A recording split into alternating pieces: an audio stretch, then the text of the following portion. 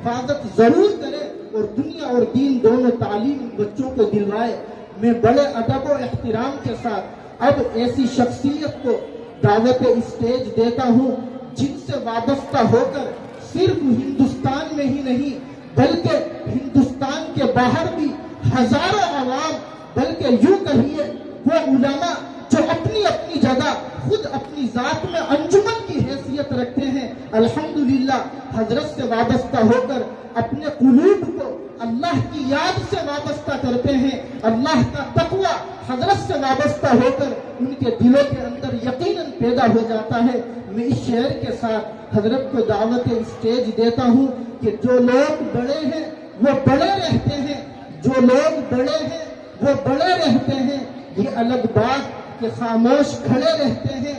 ایسے پیروں سے ملتا ہے ہمارا شجرہ، ایسے پیروں سے ملتا ہے ہمارا شجرہ، جن کے جوتوں میں کئی تاج پڑے رہتے ہیں۔ حضرت مولانا سلمان صاحب دامت برکاتہ استاد حدیث و مدیر ماہنامہ دارالعلوم دیوبند و خلیفہ مجاز حضرت اقدس مولانا پیر ذوالفقار احمد نقشبندی دامت برکاتہ تشریف فرما ہے۔ آپ اپنی قیمتی نصیحتوں سے ہم سب کو مستفید فرمائیں گے اور ہم انشاءاللہ حضرت کے قیمتی بیان کو سن کر ایک اپنے دل کی مشعل راہ کو متعین کریں گے۔ آپ حضرات بہت دل جمعی سے توجہ سے حضرت کی قیمتی باتوں کو سماعت فرمائیں۔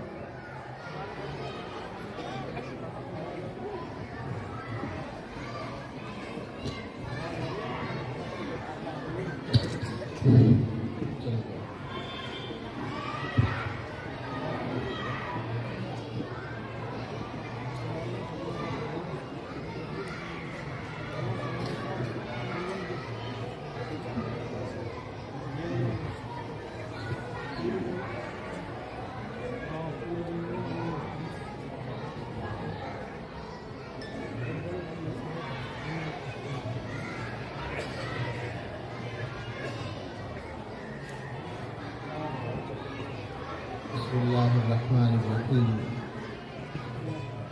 الحمد لله نحمده ونستعينه ونستغفره ونؤمن به ونتوكل عليه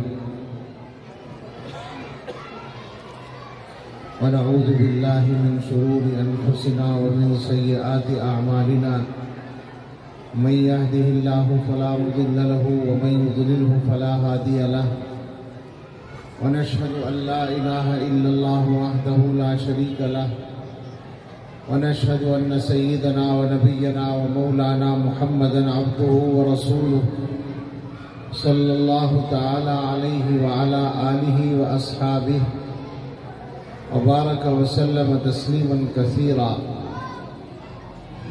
أما بعد فأعوذ بالله من الشيطان الرجيم بسم الله الرحمن الرحيم يا أيها الذين آمنوا قوا أنفسكم وأهليكم نارا وقودها الناس والحجارة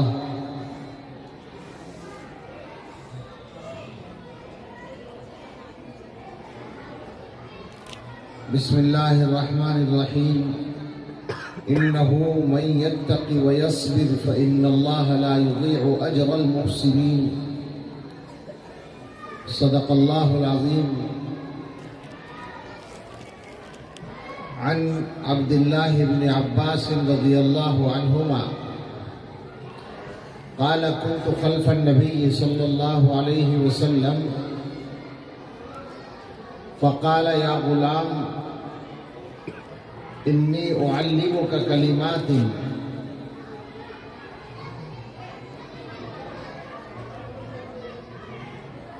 احفظ الله يحفظك احفظ الله تجده تجاهك إذا سألت فاسأل الله وإذا استعنت فاستعن بالله واعلم أن الأمة لم اجتمعت على أن ينفعوك بشيء لم ينفعوك إلا بشيء قد كتبه الله لك وإن اجتمعوا على أن يضروك بشيء لم يضروك إلا بشيء قد كتبه الله عليك رفعت الأقلام وجفت الصحف أو كما قال عليه الصلاة والسلام سبحان ربک رب العزت عما یصفون وسلام علی المرسلین والحمد للہ رب العالمین.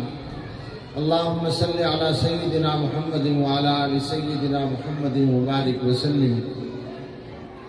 اللہم صل علی سیدنا محمد وعلی آل سیدنا محمد وبارک وسلم. اللہم صل علی سیدنا محمد وعلی آل سیدنا محمد وبارک وسلم.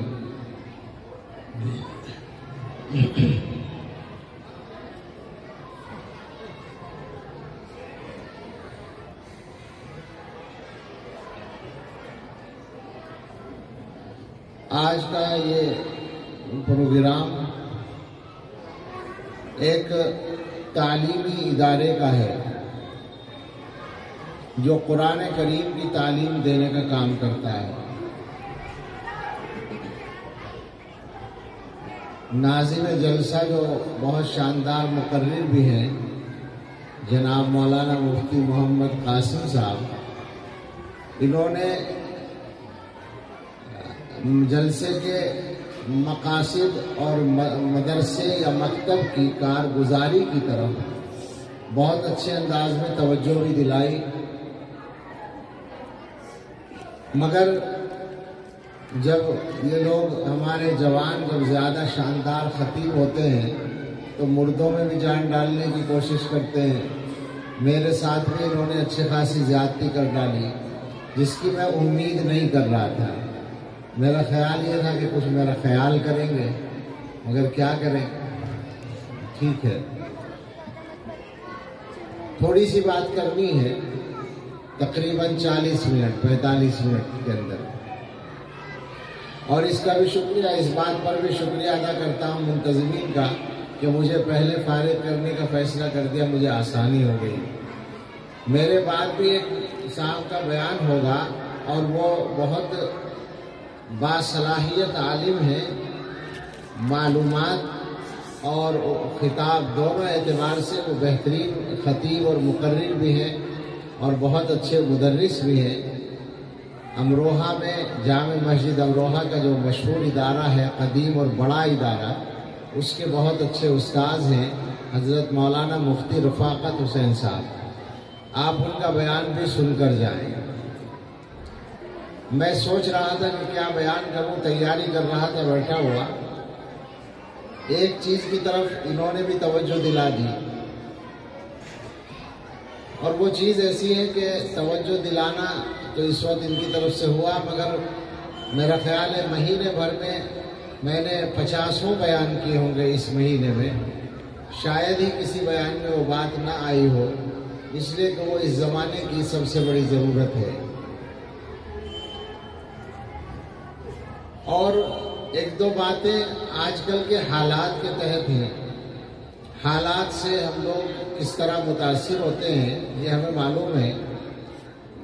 حالات جو وقتی حالات ہیں ان سے ہم پریشان بھی ہوتے ہیں، مایوس بھی ہوتے ہیں، اور جو کرنے کے کام ہیں وہ کرنے کی طرف ہمارا دھیان نہیں جاتا.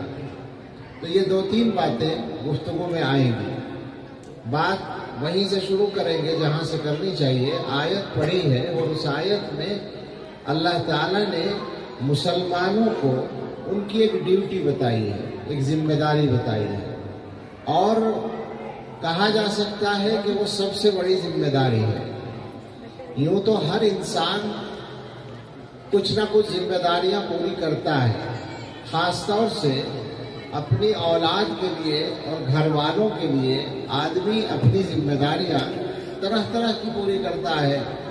گھر بار کا بھی انتظام کرتا ہے، کھانے پینے کا بھی نظم کرتا ہے، کپڑے کا بھی کرتا ہے، بچوں کی تعلیم کا بھی کرتا ہے، اور جو بھی ضروریات ہیں گھر میں ان سب کا انتظام ایک آدمی کرتا ہے. اور اس میں مسلمان کی غیر مسلم کی قید نہیں ہے، سب کرتے ہیں.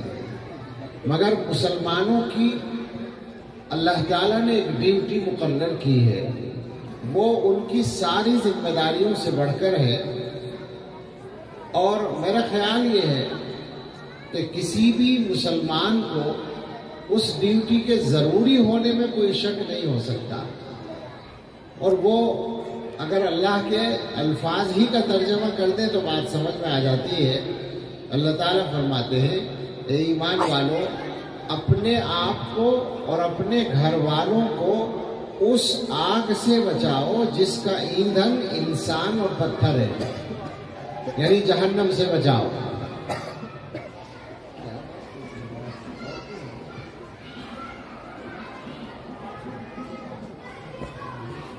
نہیں، بولنے سے تھوڑی رکیں گے،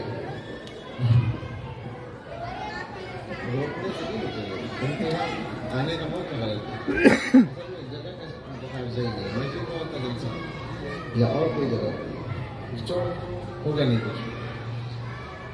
جہنم سے بچانا، آپ سوچیں اگر دنیا میں کوئی آدمی یوں کہے کہ دیکھو آپ کے گھر کے پاس آگ آ رہی ہے، جو لوگ بڑی عمر کے ہیں ان کو یاد ہوگا، بلکہ اس زمانے میں بھی کبھی کبھی حادثہ ہوتا ہے، آگ لگ جاتی ہے کہیں، تو آگ لگنے کے بعد جو قریب کے گھر والے ہوتے ہیں وہ سب پریشان ہو جاتے ہیں اور اپنے گھروں کو بچانے کی فکر کرتے ہیں۔ آج کل جو آگ لگتی ہے وہ عام طور سے بجلی سے لگتی ہے۔ ہمارے بچپن میں ہم نے دیکھا آگ چھپروں میں لگتی تھی اور قریب کے گھر بھی چھپر کے ہوتے تھے، تو جتنا پانی اس گھر پر ڈالا جاتا تھا جہاں آگ لگی ہے، قریب کے گھر والے اپنے چھپروں پر بھی اسی طرح پانی ڈالتے تھے تاکہ بھیگ جائے اور آگ کو نہ پکڑے۔ یہ ہم نے خود دیکھا ہے، ہمارے گھر میں بھی ایک مرتبہ آگ لگی تھی، چھپر تھا سہس پور میں۔ تو آپ ذرا غور، اے بیٹے ان بچوں کو ایک بات سن لیں، اگر مجلس میں بٹھانا ہو تو استاد ساتھ بیٹھے، ورنہ بچوں کو نہ بٹھائیے، دو چار باتیں کرنے کا موقع ان لوگوں سے کبھی کبھار ملتا ہے۔ کون سننے آ رہا ہے مولویوں کی باتیں؟ کوئی آ گیا پھنس گیا، سننے کا موقع دیجیے، سنانے کا موقع دیجیے۔ ہم لوگ کیا کریں آخر؟ سمجھ میں نہیں آتا ہے مسلمان کہاں جا کے رہیں گے، میری سمجھ میں نہیں آتا۔ اولاد کے سلسلے میں جتنی بڑی غافل یہ قوم ہے، اب بھی آپ خوش ہوتے ہوں گے کہ بڑا پڑھانے کا شوق ہو گیا ہے، بڑی تعلیم کا شوق ہو گیا مسلمانوں کو، غریب سے غریب آدمی اور جاہل سے جاہل آدمی اپنے بچوں کو پڑھا رہا ہے۔ میں مانتا نہیں اس بات کو کہ آپ کو اپنے بچوں کی تربیت کے بارے میں کوئی بہت بڑی ذمہ داری پیدا ہو گئی، معاف کیجیے گا، سخت بات بولنے کو جی نہیں چاہتا، مگر اس زمانے میں تکلیف اتنی ہے، اتنی تکلیف ہے غفلت سے کہ سخت ہو جاتی ہے بات۔ کوئی ہے تیار اپنے بچوں کو انسانیت سکھانے کے لیے؟ کسی نے سکھایا ہے بچوں کو مسجد میں بیٹھنے کا عادت یا کسی مجلس میں بیٹھنے کا عادت؟ بس ABCD رٹا دی اور سمجھ گئے کہ ہمارے بچے تعلیم یافتہ ہو۔ انسان بنانے کی کوشش کرو یار، اور جہنم سے بچانے کی فکر کرو۔ جا رہے ہیں جہنم کے راستے پر، بس دنیا کی دو چار چیزوں کی فکر ہے، حالات خرابی کی طرف جا رہے ہیں۔ یہ کام اب کرنے کا نہیں ہے مولانا، یہ کام پہلے کرنے کا تھا۔ چھوڑ دو، جتنا سنیں گے سن لیں گے۔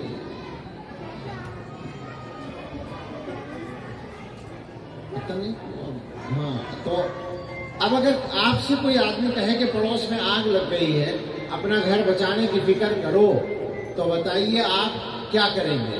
ہاتھ پر ہاتھ رکھے بیٹھے رہیں گے؟ ایک دم اٹینشن ہو جائیں گے آپ صاحب، اٹھ کے سارا گھر دوڑ پڑے گا پانی تلاش کرنے کے لیے، یا جو بھی کچھ اس کو بجھانے کے لیے آج کل گیس وغیرہ ہوتی ہے اس کی تلاش کے لیے کھڑے ہو جائیں گے کہ بھئی ہمارے گھر تک آگ نہ آ جائے۔ لیکن اللہ تعالیٰ نے جس آگ کا ذکر کیا ہے اس کے سامنے یہ آگ کوئی حیثیت نہیں رکھتی۔ آگ تو بجھ جاتی ہے تھوڑی دیر کے بعد، اور وہ جہنم کی آگ ہمیشہ جلے گی، اور اس میں جلنا دنیا کی آگ سے کہیں زیادہ مصیبت ہوگا۔ اور آپ سوچیں ذرا کہ جس اولاد کے ایک سوئی لگنے سے آپ کو تکلیف ہوتی ہے، اس کا جہنم میں جلنا آپ کو اچھا لگے گا؟ اس کے لیے تیار ہیں؟ یہ ہے وہ آگ جس کے بارے میں اللہ تعالیٰ ڈیوٹی بتا رہے ہیں کہ بچاؤ اس آگ سے اپنے آپ کو اور اپنے بچوں کو، اپنے گھر والوں کو بچاؤ۔ ہم آپ سے پوچھتے ہیں، یہاں تو تھوڑے سے لوگ بیٹھے ہیں لیکن بات جہاں بھی پہنچے، کتنے مسلمان ہیں جن کو اپنے بچوں کو اس آگ سے بچانے کی سنجیدگی کے ساتھ فکر ہے؟ ہمارا حال تو یہ بنا ہوا ہے، ہماری باتیں ضروری نہیں کہ آپ کو اچھی لگے، ہمیں یقین ہے اس بات کا کہ بہت سے لوگوں کو اچھی نہیں لگے گی، مگر ہم نے اللہ کے بھروسے پر یہ بات کہتے ہیں، بہت چھوٹے آدمی ہیں مگر اللہ سے ڈر کر کہتے ہیں ہم نے طے کر رکھا ہے وہ بات کہیں گے جو اللہ کو اچھی لگے، ضروری نہیں کہ آپ کو اچھی لگے۔ مزاج یہ بنا ہوا ہے کہ ایک دینی جلسے پہ، میں ان کی بھی گوشمالی کر رہا ہوں، دینی جلسے پہ نظامت کرنے والا آدمی مجبور ہے کہ آپ سے قرآن پڑھانے کی بات کہے تو ساتھ میں انگریزی پڑھانے کا پیون جوڑے اس میں۔ کیا بات کرتے ہوئے یہ کہ بہترین عصری تعلیم کے ساتھ قرآن کی تعلیم ضرور دلائے؟ ارے بھائی عصری تعلیم تو وہ دلا ہی رہے ہیں پہلے سے، کون جس کو توفیق ہے کون کوتاہی کر رہا ہے؟ یہ جو قرآن پڑھے بغیر مر رہے ہیں ان کی فکر کرو نا۔ ہم بچوں کی تعلیم کے لیے خود محنت کرتے ہیں، لوگوں کو سمجھاتے ہیں۔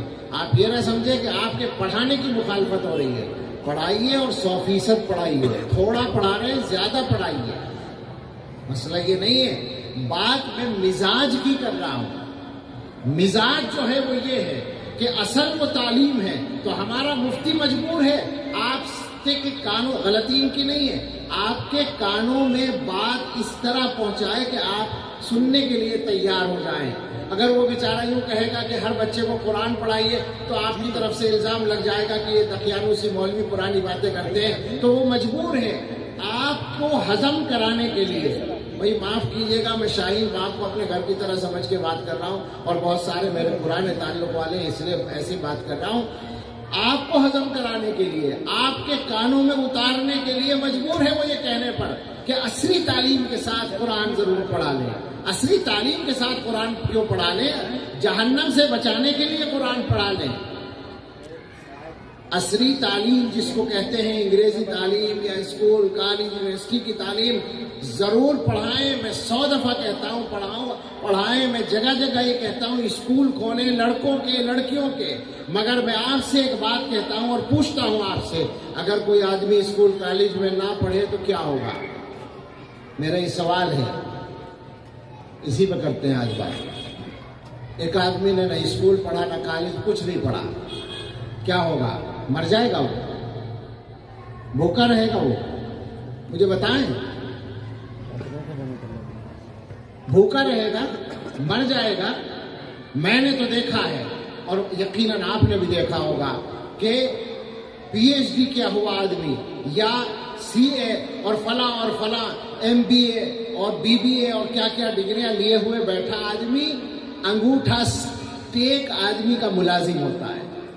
آپ نے خوب دیکھا ہوگا کہ وہ اپنے باس کو چیک بنا کر دے رہا ہے یا بل بنا کر دے رہا ہے اور باس صاحب دستخط کرنا نہیں جانتے، انگوٹھا لگا رہے ہیں۔ روٹی کس کو زیادہ مل رہی ہے؟ اس ان پڑھ کو جس نے اسکول کا منہ نہیں دیکھا۔ کس چکر میں ہے؟ کس دھوکے میں پڑے ہوئے ہیں؟ آپ مجھے بتائیں، انگریزی کہاں کے لیے پڑھائی جاتی ہے؟ روزگار ہی کے لیے تو پڑھائی جاتی ہے، اور کہاں کے لیے؟ لیکن اس کے بغیر بھی روزگار مل جاتا ہے۔ صرف اتنا سا فائدہ ہوتا ہے کہ ان پڑھ آدمی کو اکثر عزت کے ساتھ نہیں ملتی اور زیادہ محنت کرنی پڑتی ہے۔ یہ ہوتا ہے، مزدوری کرنی پڑتی ہے، کہیں بوجھ اٹھا رہا ہے، کہیں پھاوڑا چلا رہا ہے، کہیں پلمبر بنا ہوا ہے، کہیں ہیلپر بنا ہوا ہے کسی کا، یہ سب کرنا پڑتا ہے اس کو، تو ذرا سا عزت کم ہوتی ہے اور محنت زیادہ ہوتی ہے، اس طرح ملتی ہے۔ اور جو آدمی پڑھ لیتا ہے اسے شاید کچھ آسانی کے ساتھ مل جاتی ہے اور کچھ عزت کے ساتھ، وہ بھی ضروری نہیں۔ لیکن آخرت میں اللہ تعالیٰ کی رضا قرآن پڑھے بغیر نہیں ملے گی، وہ پکی بات ہے، اس میں کوئی دوسرا راستہ نہیں ہے۔ یہ نہیں پڑھے گا اسکول میں تو بھی بھوکا نہیں مرے گا، لیکن اللہ کے یہاں جہنم میں جانے کا خطرہ ہو جائے گا اگر قرآن نہیں پڑھا، اگر دین نہیں پڑھا ہے۔ مسلمان اپنے سوچنے کا انداز ذرا سا بدلیں۔ ہر آدمی تو مفکر ہے ہمارے یہاں، جب کسی سے بات کرو تو کوئی بات سننے کے لیے تیار نہیں۔ عام علماء کی تو بات نہیں سنتے لوگ۔ عام کا مطلب یہی جو آپ کے قریب لوگ رہتے ہیں، یہ دور دراز سے کوئی آ جاتا ہے ہم جیسا تو اس کی تھوڑی بہت کڑوی کسیلی خاموشی سے سن لیتے ہیں، ورنہ تو کون بات کر رہا ہے مولویوں سے اور کون سن رہا ہے مولویوں کی بات؟ ماننے کو تیار نہیں ہے۔ اور حال یہ ہو رہا ہے کہ ذلت کی انتہا میں پہنچتے جا رہے ہیں۔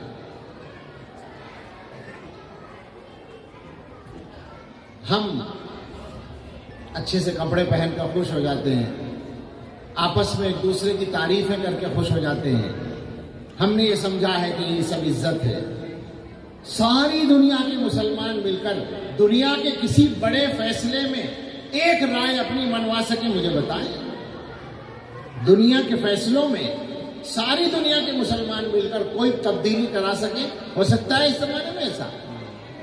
اللہ کے رسول صلی اللہ تعالی علیہ وسلم نے بتایا تھا کہ تمہاری جو حیثیت ہوگی ایک زمانے میں جب تمہارے دلوں کے اندر کمزوری آ جائے گی، ایمان کی کمزوری آ جائے گی، تو موت سے ڈرنے لگو گے، تو اس زمانے میں تمہاری پوزیشن جو ہوگی وہ ایسی ہوگی جیسے رو کا پانی، سیلاب کا پانی، نالے کا پانی، اس کے اوپر جھاگ اور کوڑا کرکٹ چلتا ہے، بہتا ہے. اس کی کیا حیثیت ہے؟ اللہ کے رسول صلی اللہ علیہ وسلم جو مثال دیتے ہیں وہ بڑی گہری ہوتی ہے. آپ غور کریں، پانی ادھر جا رہا ہے، کوڑا کرکٹ تنکے اور جھاگ اس کے بجائے ادھر آ جائیں، یہ ہے ان میں طاقت. پانی ادھر بہ رہا ہے، تنکے ادھر بہنا شروع کر دیں، یہ ہو سکتا ہے؟ نہیں ہو سکتا. حضور نے یہی مثال دی ہے ہماری کہ تمہاری حیثیت ایسی ہو جائے گی کہ دنیا حالات کو جس رخ پر بہا کر لے جا رہی ہوگی اس کے الٹا لے جانے کی تمہارے اندر ہمت نہیں ہوگی. یعنی دنیا غلط راستے پر لے جا رہی ہوگی حالات کو، تم واپس صحیح راستے پر لانا چاہو تو لا نہیں سکو گے، تمہاری یہ پوزیشن ہی نہیں ہوگی. غصہ ان کا غصہ السیل، اس کے اوپر بہنے والے تنکوں کی طرح اور جھاگ کی طرح تمہاری حیثیت ہو جائے گی. وہی حیثیت ہماری ہو رہی ہے اس وقت میں. اور پھر آگے ہمارا یہ حال ہے، معاف فرمائیں، کہ جب کوئی بات پیش آ جاتی ہے تو ہم غور کرنا شروع کرتے ہیں کہ ایسا کیوں ہوا. یہ ہمارا حال ہے. جب غور کرنے کا وقت ہوتا ہے تو ہم لڑتے رہتے ہیں آپس میں، اور ہر ایک دوسرے کو نصیحت کرتا ہے، اپنے بارے میں غور کرنے کے لیے کوئی تیار نہیں ہے.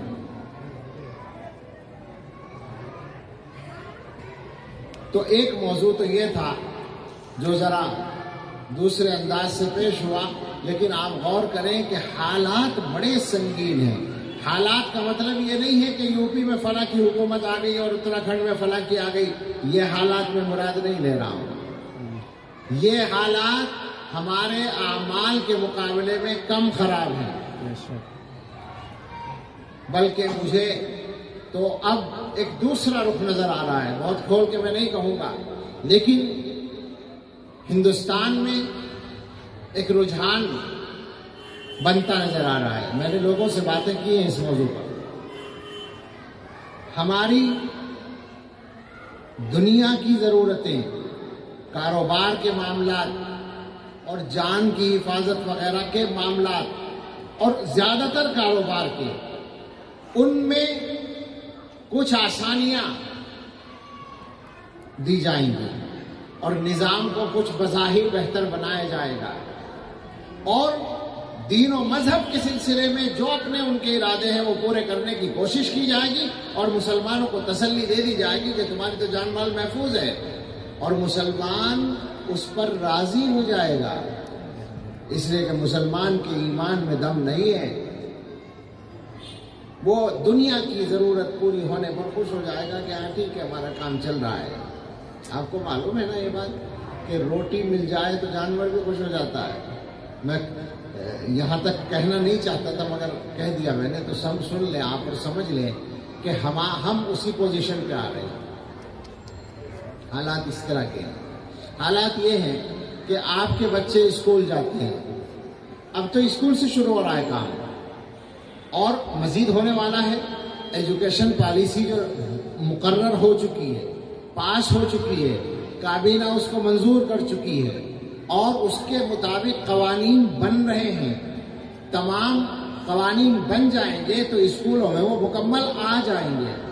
وہ پالیسی ایسی ہے، میں نے اس کو پڑھا ہے تو میں یہ ڈرتا ہوں کہتا ہوا، اگر کہے بغیر بھی ڈر ہی لگتا ہے کہ حالات یہ آ رہے ہیں کہ ہو سکتا ہے آپ کو یہ کرنا پڑے کہ آپ کا بچہ اسکول سے آئے تو آپ اس بچے سے کہیں کہ بیٹا کلمہ پڑھ لو، تم اسکول سے آ رہے ہو، تم اسکول سے آ رہے ہو کلمہ پڑھ لو، ہو سکتا ہے ایمان چلا گیا ہو.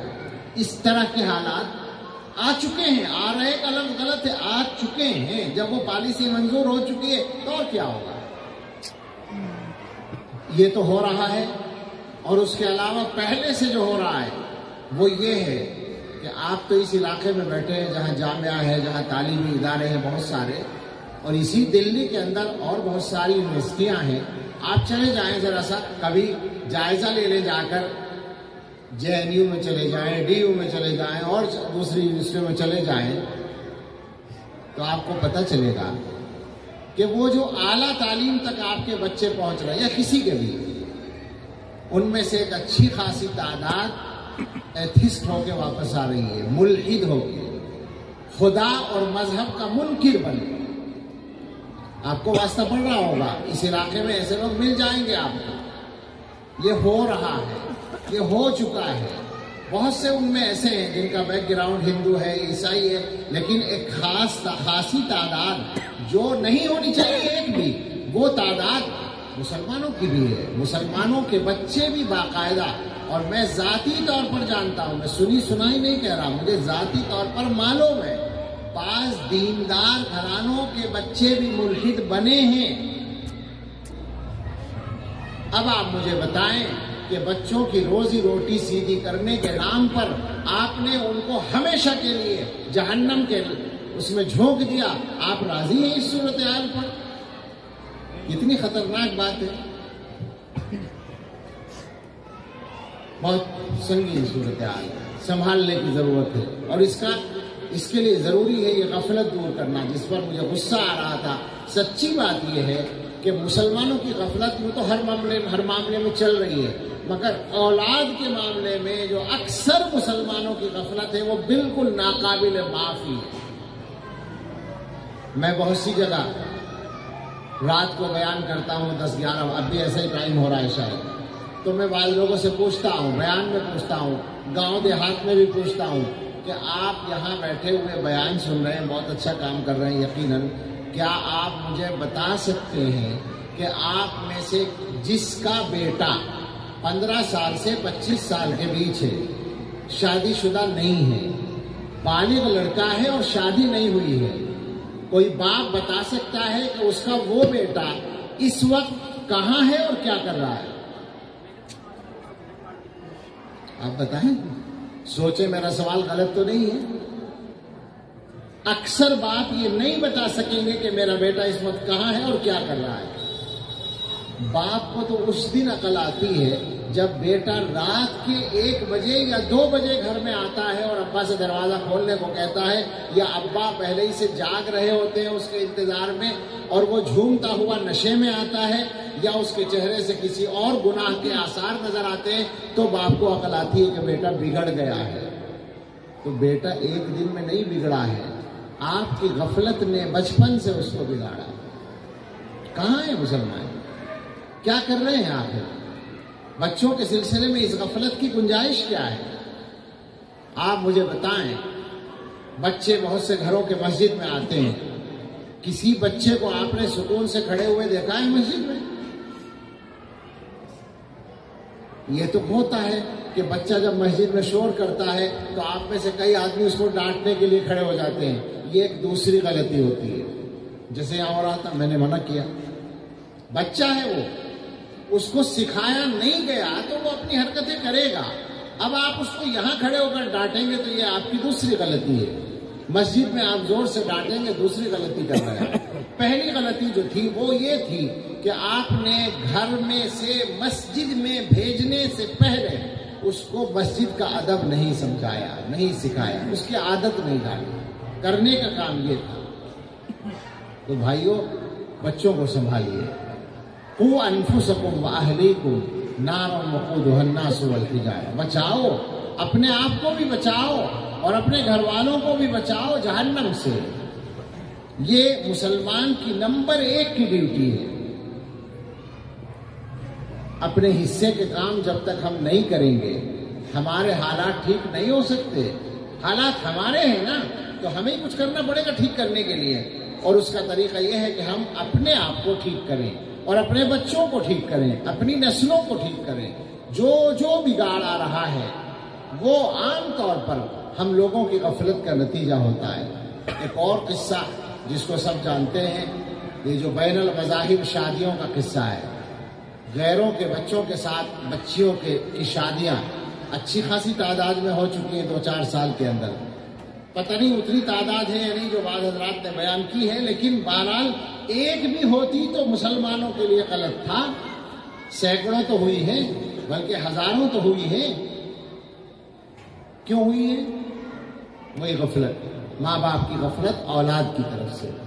ماں باپ کو پتہ ہی نہیں ہوتا کہ میرا بچہ کالج میں پڑھنے جاتا ہے تو کالج کا صحیح ٹائم کیا ہے، وہاں پہنچنا کس وقت ضروری ہے اور بچہ کس وقت جا رہا ہے، اور وہاں کی چھٹی کب ہوتی ہے اور بچے کو وہاں سے گھر آنے میں کتنا ٹائم لگتا ہے اور اس کو اتنے بجے تک پہنچ جانا چاہیے۔ یہ کتنے ماں باپ کو بتایا؟ مجھے بتائیں۔ آپ سوچیں گے کہ ہم نے تو گاڑی لگا رکھی ہے، ڈرائیور لے کے آتا ہے، گاڑی میں آ جاتے ہیں، صحیح ٹائم پر آ جاتے ہیں۔ اب میں کیا بتاؤں آپ سے کیسے کیسے تجربے ہیں۔ آپ کو پتا ہے کہ آپ کا بچہ گاڑی سے آتا ہے، میرے علم میں ایسے واقعات ہیں کہ اسکول سے نہیں، مدرسے سے، ایک شہر میں مدرسے سے ایک لڑکی گاڑی میں آتی تھی واپس، اور روزانہ وقت مقرر پر آتی تھی۔ ایک دن اس وقت پہ نہیں آئی، ماں باپ سمجھتے تھے وقت مقررہ پر آتی ہے۔ ایک دن دیر ہو گئی تو انہوں نے فون کیا مدرسے کے دفتر میں، انہوں نے کہا وقت پہ گاڑی چلی گئی، اس گاڑی میں وہ بچی بھی گئی ہے۔ تو پریشانی ہوئی ماں باپ کو۔ اب وہ کچھ دیر کے بعد پہنچی تو اس نے کوئی بہانہ کر دیا، لیکن باپ کو فکر ہو گئی۔ باپ نے ڈرائیور سے بات کی تو پتہ ہی چلا۔ میں یہ واقعہ سنا رہا ہوں تاکہ آپ کو سمجھ میں آئے کہ ذرا سی بھی غفلت کہاں کہاں شیطان کو موقع دیتی ہے۔ پتہ چلا کہ اس کو اپنے گھر آنے کے لیے جس چوراہے پر اترنا چاہیے وہ اس سے ایک چوراہا پہلے روزانہ اتر جاتی ہے۔ اب باپ کو تشویش ہوئی کہ ایسا کیوں ہوتا ہے، یعنی فرض کریں کہ جیسے 8 نمبر میں رہنے والی لڑکی 4 نمبر میں اتر جاتی ہے یا 5 نمبر میں اتر جاتی ہے۔ تو باپ وہیں کھڑا ہو گیا جہاں وہ اترتی تھی، تو اس نے دیکھا کہ ایک لڑکا پہلے سے کھڑا ہے۔ جیسے ہی وہ اتری تو وہ لڑکا بائک لے کے قریب آ گیا اور وہ اس کے ساتھ بیٹھ کے چلی گئی، اور تھوڑی دیر کے بعد وہ آ جاتی جیسا روزانہ آتی تھی۔ گھر والے سمجھ رہے ہیں کہ آنے کا ٹائم 4 بجے ہے، جبکہ وہ 3 بجے آ جاتی ہے اور 4 بجے تک اس کے ساتھ رہتی ہے۔ یہ ہوا، باپ کو غیرت آئی، اس نے وہیں پٹائی شروع کر دی۔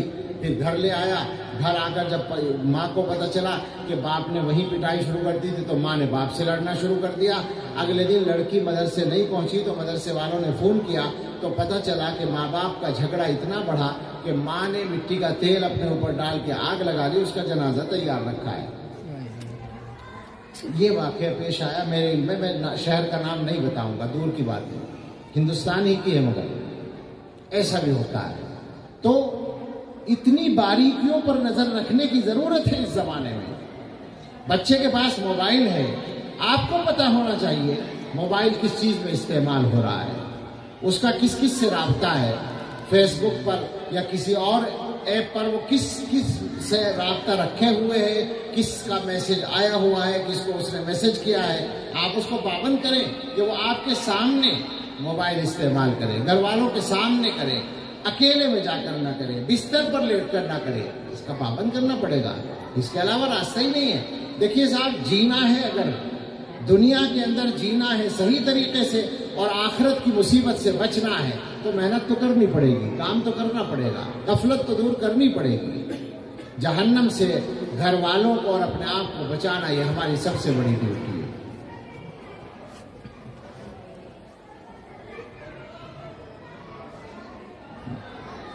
ایک مضمون اور جو میرے ذہن میں تھا وہ بیان کر دوں۔ اللہ اکبر، عجیب بات ہوئی ہے۔ کل میں ایک جگہ بیان کر رہا تھا، وہاں بہت سارے لطیفے یاد آ رہے تھے، بڑا سنجیدہ بیان بھی لطیفوں کے ساتھ چل رہا تھا، اور یہاں جو ہے موڈ دوسرا ہو گیا۔ معاف کیجیے گا مگر مت کیجیے گا، اس لیے کہ میں نے جو کچھ کہا اللہ کے لیے کہا ہے، اللہ کے لیے سمجھ لیجیے گا، دلوں تک پہنچا دیجیے گا اور دوسروں تک پہنچائیے گا۔ میں نے ایک حدیث پڑھی ہے، حضرت عبداللہ ابن عباس رضی اللہ تعالیٰ عنہما سناتے ہیں، حضور کے چچا بھائی ہیں اور چھوٹے سے تھے حضور کی حیات میں، لیکن حضور کے قریب رہتے تھے، بڑا علم اللہ نے ان کو دیا۔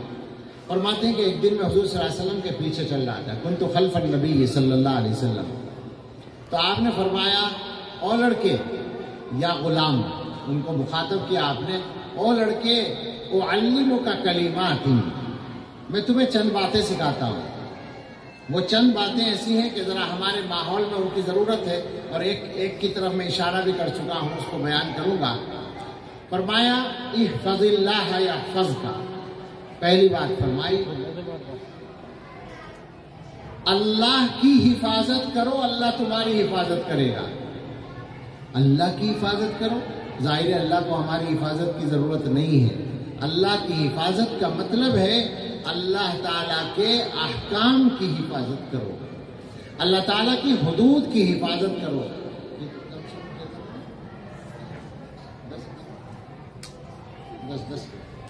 دس منٹ ہے۔ اللہ کی حدود کی حفاظت کرو، اللہ تعالیٰ نے جو حدیں مقرر کی ہیں ان سے آگے نہ بڑھو تو اللہ تعالیٰ تمہاری حفاظت کرے گا۔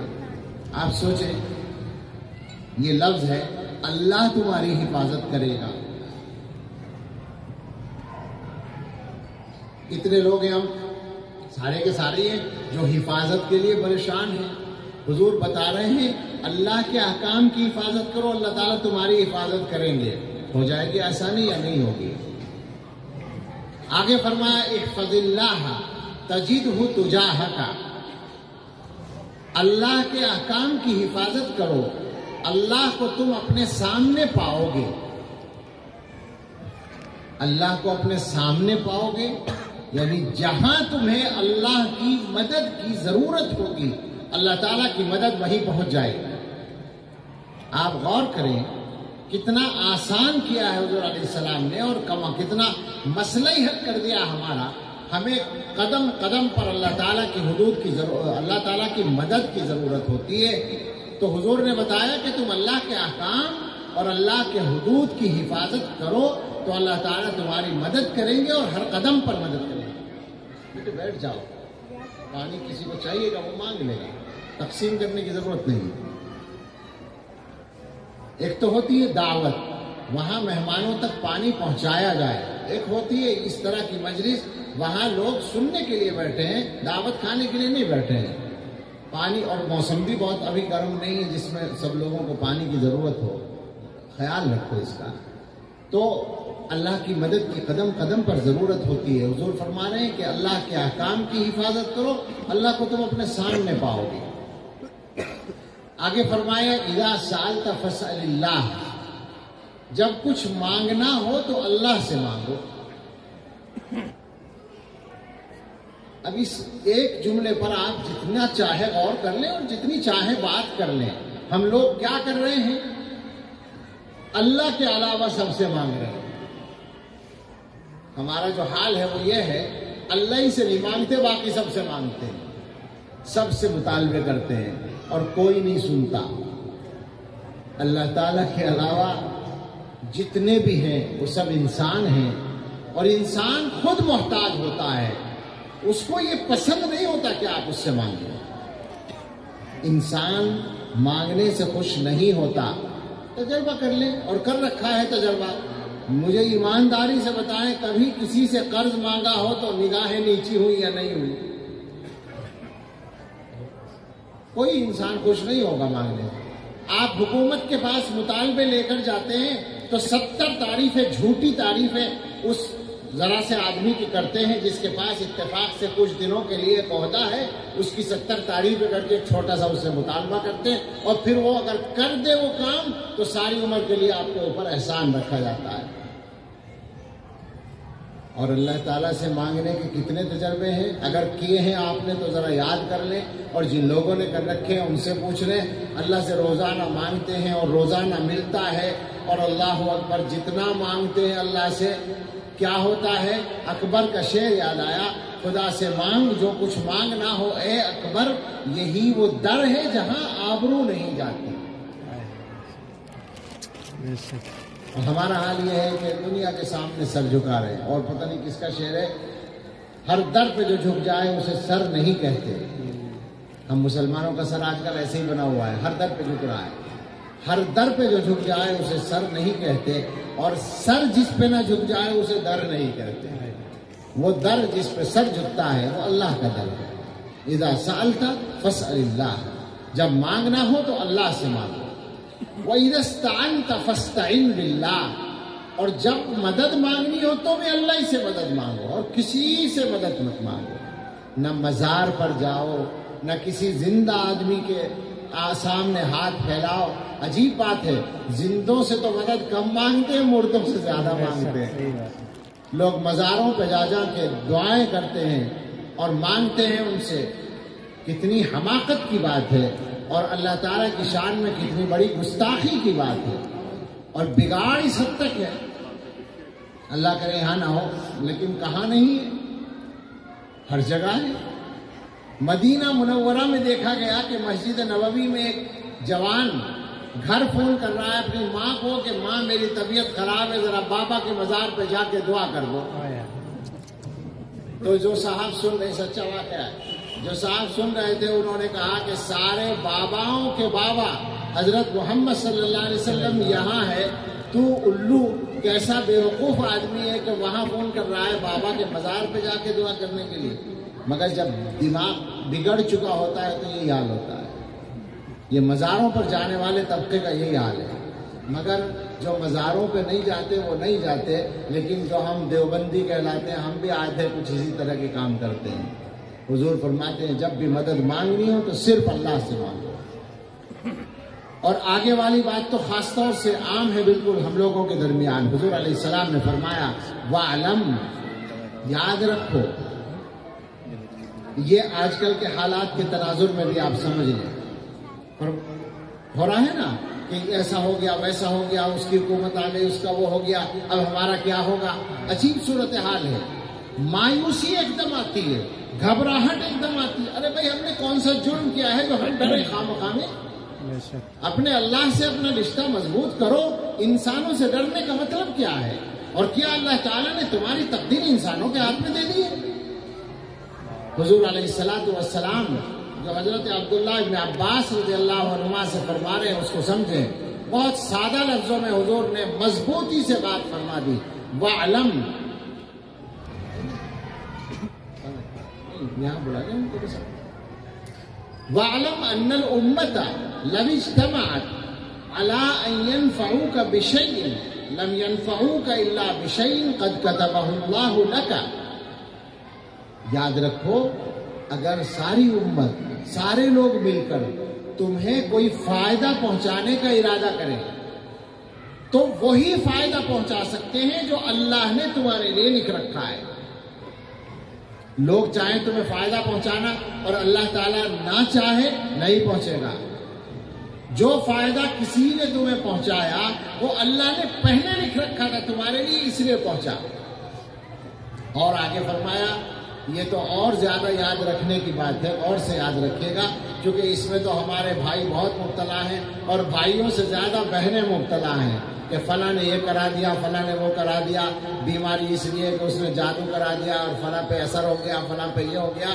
فرمایا وَلَوِ اجْتَمَعُوا عَلَىٰ أَن يَضُرُّوكَ بِشَيْءٍ لَمْ يَضُرُّوكَ إِلَّا بِشَيْءٍ قَدْ كَتَبَهُ اللَّهُ عَلَيْكَ. اور یاد رکھو کہ اگر سارے لوگ مل کر تمہیں کوئی نقصان پہنچانا چاہیں تو صرف وہی نقصان پہنچا سکتے ہیں جو اللہ کی طرف سے تمہارے لیے لکھا گیا ہے. جفت الاقلام ورفعت الصحف. حضور نے فرمایا اللہ تعالیٰ نے بندوں کی تقدیریں لکھ دی، قلم سوکھ گئے، صحیفے اٹھ گئے، مکمل ہو گئے. جو ہونا تھا وہ ہوگا، مقرر ہے وہی ہوگا. ایسا نہیں ہے کہ فلاں آدمی ایسا کر دے گا اور فلاں آدمی ایسا کر دے گا. انسانوں پر اس طرح کا یقین اور اللہ پر یقین نہیں. عجیب بات ہے. کوئی آدمی وعدہ کرتا ہے، آپ کسی سے کچھ کہتے ہیں کسی چیز کے لیے، وہ وعدہ کرتا ہے کہ میں کل دے دوں گا، آپ کو یقین ہوتا ہے اور آپ اللہ سے دعا کرتے ہیں. اللہ نے قرآن میں وعدہ کر رکھا ہے کہ دعا کرو میں قبول کروں گا، یقین ہی نہیں ہوتا. دعا کرتے ہیں بغیر یقین کے کرتے ہیں، اللہ تعالیٰ پر بھروسہ ہی نہیں کرتے ہیں. یہ مسلمانوں کے ایمان والی باتیں نہیں ہیں. ہمیں اپنے حالات کو اگر ٹھیک کرنا ہے تو بدلنا پڑے گا. اور آخر میں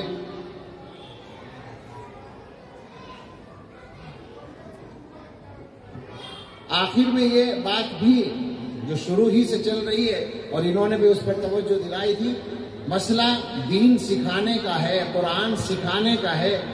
آپ جو چاہیں کریں اور کرائیں بچوں کو، اور جو چاہیں پڑھیں اور پڑھائیں، مگر یہ بات یاد رکھیں قرآن پڑھے بغیر کام چلنے والا نہیں ہے. اور آپ جانتے ہیں مسلمانوں میں کتنے لوگ قرآن پڑھے ہوئے ہیں؟ میں نے کوئی سروے نہیں دیکھا ہے، میرے علم میں تفصیل نہیں ہے، مگر قسم کھا کر اتنا تو میں کہہ سکتا ہوں کہ آدھے سے زیادہ لوگ قرآن پڑھے ہوئے نہیں ہیں. مسلمانوں میں 50% سے زیادہ لوگ یقینی طور پر، اور 50% ادھر ادھر جانے کی ضرورت نہیں ہے. اگر مجھے موقع ہوتا تو میں یہ گن کے بتا دیتا کہ آدھے سے زیادہ نکلتے ہیں جنہوں نے قرآن نہیں پڑھا ہوگا. میں صحیح کہہ رہا ہوں، یہی نکلے گا. اس دینی مجمع میں عام لوگوں کا کیا حال ہوگا وہ آپ سمجھ سکتے ہیں. جو بہت زیادہ دینی ماحول کے لوگ نہیں ہیں ان کا کیا حال ہوگا. اور جانتے ہیں آپ کیا معاملہ ہے؟ معاملہ یہ ہے کہ قیامت کے دن رسول شکایت کریں گے، وقال الرسول یا رب ان قوم اتخذوا هذا القرآن مہجورا. رسول کہیں گے اے رب میری قوم نے اس قرآن کو چھوڑ رکھا تھا. رسول کھڑے ہو کے شکایت کریں صلی اللہ علیہ وسلم. اللہ تعالیٰ سے شکایت ہو رہی ہے اور ہماری شکایت ہو رہی ہے. جواب بنے گا؟ کوئی نہیں بنے گا. تو اس لیے فکر کریں، بچوں کو قرآن پڑھانے کی فکر کریں. میں اپنی بات ظاہر ہے مجھے ختم کرنی ہے. پون گھنٹہ جو تھا وہ بالکل پون گھنٹہ پورا ہو گیا ہے اور ماشاءاللہ مولانا رفاقت صاحب آ گئے ہیں. میں اس لیے بات کو صرف اشارے میں کہہ رہا ہوں کہ ایمان کی حفاظت کے لیے قرآن کی تعلیم بنیاد کی حیثیت رکھتی ہے. اس کو ہمیشہ یاد رکھیے گا. یہ بات قرآن و حدیث سے بھی ثابت ہے اور تاریخ کے تجربوں سے بھی ثابت ہے. اس پر خاص دھیان دینے کی ضرورت ہے. اور ایسے ادارے، ایسے مدرسے، یہ مکتب بھی اسکول کے بچوں کو پڑھاتا ہے. یہ ہمارے زمانے میں ایک یہ انتظام جو چلا ہے مجھے تو اس پر تعجب ہوتا ہے. لیکن میں جانتا ہوں کہ اللہ تعالیٰ اپنی کتاب کی حفاظت کے لیے طرح طرح کے انتظام کرتے ہیں. یہ جو اسکول کے بچوں کو قرآن پڑھانے کا سلسلہ ہے، ان مدرسے والوں کے پاس بچہ 1-1.5 گھنٹے کے لیے آتا ہے اور اسی وقت میں وہ اس کو قرآن پڑھا دیتے ہیں. یہ بڑی محنت کی بات ہے اور یہ بہت بڑی کارگزاری ہے، بڑی کامیابی ہے. الحمدللہ یہ سلسلہ دنیا کے بڑے حصے میں چل رہا ہے. ہمارے ملک میں اکثر صوبوں میں اس طرح سے کام ہو رہا ہے، لیکن جتنے کام کی ضرورت ہے اتنا نہیں ہو رہا ہے. آپ اپنی آبادی کا اندازہ کر لیں کتنے بچے ہیں اور مکتبوں میں کتنے بچے جا رہے ہیں قرآن پڑھنے کے لیے، تو پتہ چل جائے گا حقیقت کیا ہے. آدھے سے زیادہ یہاں بھی ایسے ہی مل جائیں گے جو نہیں پڑھ رہے ہوں گے. ایسے اداروں سے فائدہ اٹھانے کی کوشش کریں. ان کو مبارکباد پیش کرتا ہوں. مولانا عالم صاحب اور ان کے ساتھ جو بھی لوگ یہاں کام کر رہے ہیں، اللہ تعالیٰ ان کے کام میں برکت فرمائے اور آسانیاں دے. اور سارے مسلمانوں کو اللہ تعالیٰ صحیح راہ کو سمجھنے کی اور صحیح طریقے سے مضبوطی کے ساتھ اس کو اختیار کرنے کی توفیق عطا فرمائے. آمین. وآخر دعوانا ان الحمدللہ رب العالمین.